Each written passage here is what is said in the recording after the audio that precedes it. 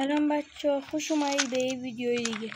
اومدم امروز بهترین اتچمنت های این سیزن رو بهتون بدم. پنجمیش تنداست. حالا نمیگم قطعی ها، تو دست اسنایپر تندو از نظر خودم بهترین اسنایپر. اتچمنت تندو خیلی خوبه.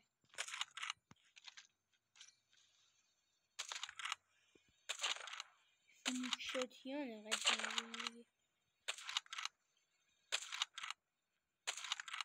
فینیکشاتش خیلی خوب میزنه. بریم برای اتچمنت دوم، DLQ.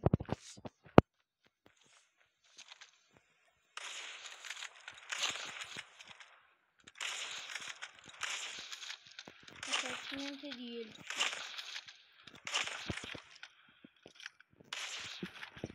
خیلی خوبه. این DLQ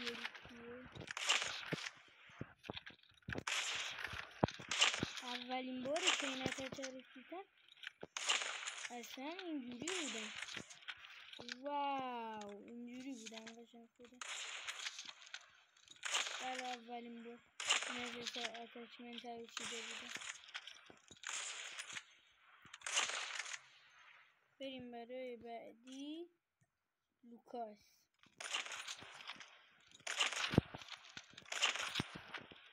لوکاس که هر سیزن پیشوینه.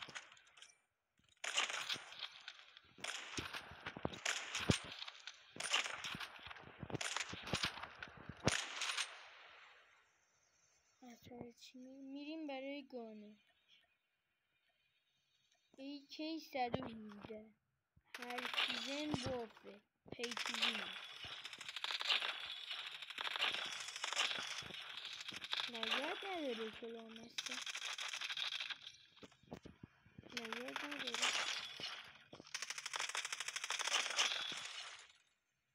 میریم برای اتچمنت بعدی، اودن. دو شات خیلی دور باشی 3 شات میکنه. مثلا از این رنج مثلا 3 شات میکنه.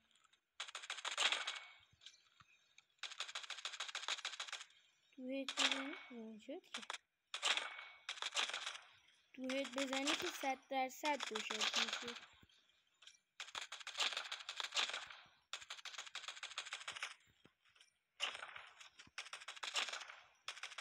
اصلا عالیه.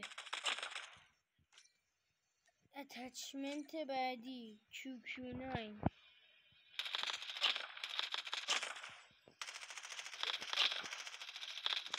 اصلا خیلی خوبه.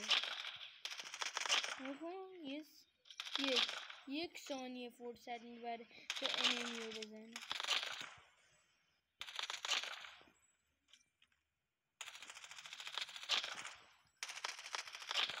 یک ثانیه. اتچ بعدی، USS9. پیچوین ترین گانه تقریبا دیگه. اصلا نرفش نمیکنن اینو. 4 شات نمیشه اصلا هیچ وقت. انگار همیشه 3 شاته. دو هیت 2 شات 3 شات میشه. هر لحاظ 3 شات. اینم لگت نداره. بریم برای دسته شاتگان‌ها. من خودم از یه شاتگان فقط استفاده میکنم، اونم HS. اتچمنتش اصلا خیلی گاده.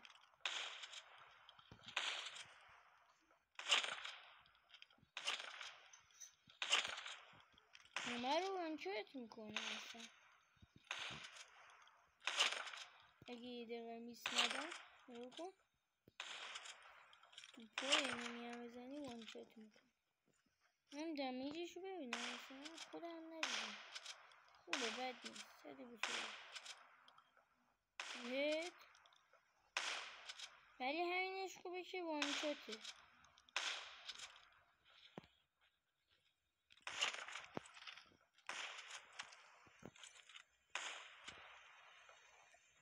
خب ببینم اتچمنت دیگه ای نمونده. تونرو رو اول ویدیو دادم.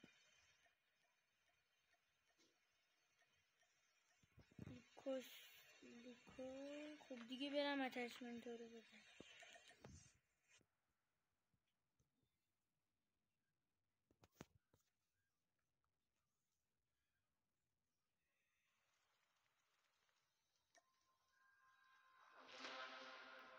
اتچمنت این DLQه. DLQ خب اینجا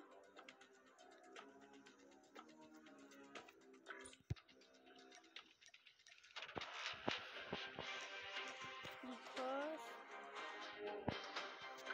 دسته رایفل اودن. این اودن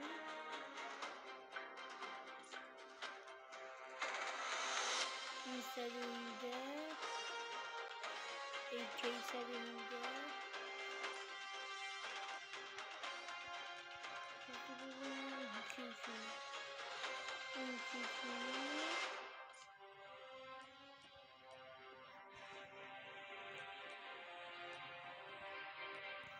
اینم HS.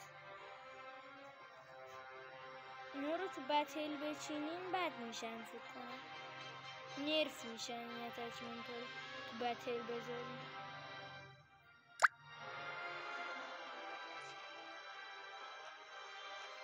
اینم از این ویدیو. فعلا خداحافظ.